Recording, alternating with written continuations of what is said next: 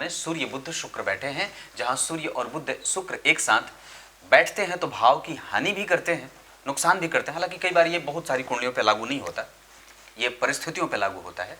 व्यक्ति के जीवन को अगर सही तरीके से ले जाना होगा तो यहाँ पे आपको एक दबाव काम करेगा कि जहाँ व्यक्ति के जीवन का आरंभ बड़ी मशक्कत से या विपरीत परिस्थितियों से गुजरता हुआ होता है।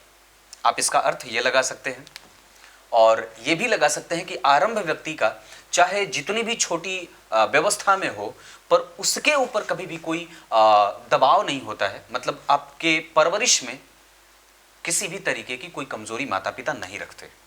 पैतृक संपत्ति, पिता के स्वभाव में, पिता के साथ संबंधों में माता पिता, कुटुंबजन और व्यक्ति की बुद्धि कभी कलुषित नहीं होती। तीनों एक साथ बैठते हैं तो विषम परिस्थितियों का निर्माण अवश्य होता है, पर जातक उससे बचा रहता है। माता पिता भले कष्ट सह लेंगे पर आपको दिक्कत नहीं होने देंगे। मेरे कहने का अर्थ यह है। याद रखने वाली बात यह भी है कि हमेशा ही केंद्र के जो अधिपति होते हैं, केंद्र मतलब ये 3, 6, 9, 12 ये जो लिखा है, केंद्र के अधिपति अगर शुभग्रह होते हैं तो ये बहुत अच्छे नहीं होते।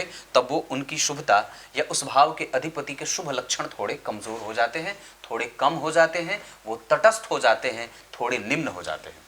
और केंद्र में चारों ही भाव में शुभग्रह की राशि बनी है, 3, 6, 9, 12।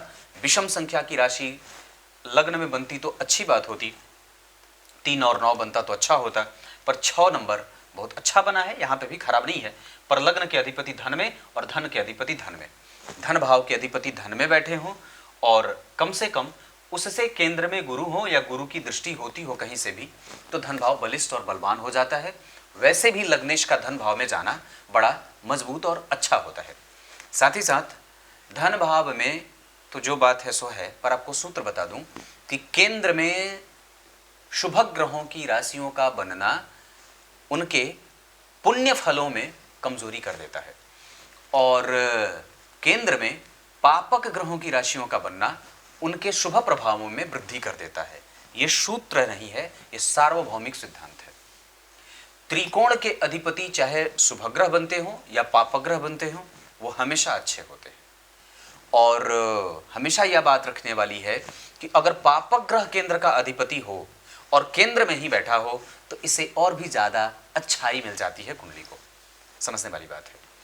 पर पंच महापुरुष योगों में से बनने वाला शश महापुरुष योग थोड़ा निकृष्ट योग होता है। यह कई बार व्यक्ति को साहस और बल रखने के लिए कहता है।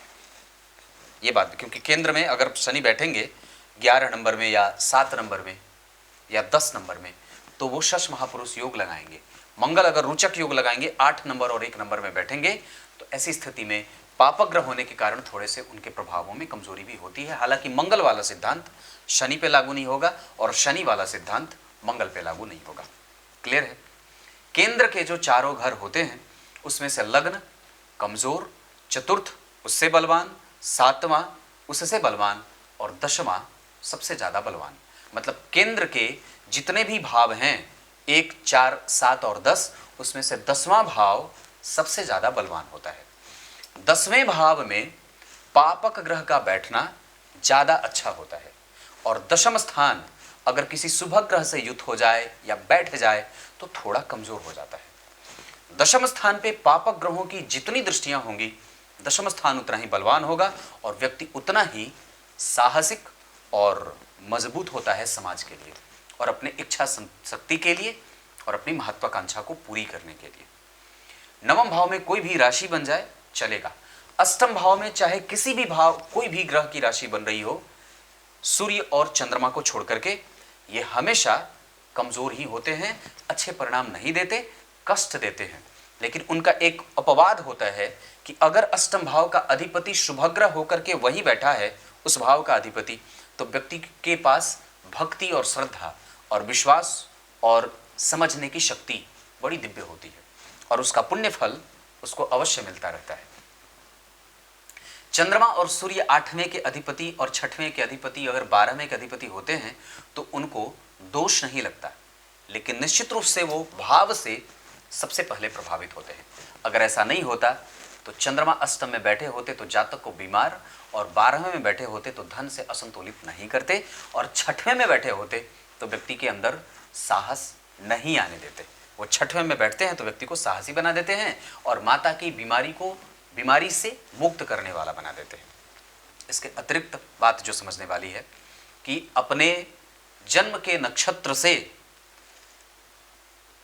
हमेशा ही सामने वाला जो आपका नक्षत्र है, जो आपके जन्म का नक्षत्र है, कुंडली मिलान का सूत्र है, बता देता हूं, याद आ गया। तो जन्म कुंडली में अगर आपका जो जन्म नक्षत्र है और विवाह करने जा रहे हैं तो सामने वाले के जन्म के नक्षत्र अगर एक ही हो या एक ही चरण में हो तो विवाह करने से रुक जाना चाहिए, नहीं तो कई बार इसके भयंकर बुरे परिणाम देखने को मिलते हैं।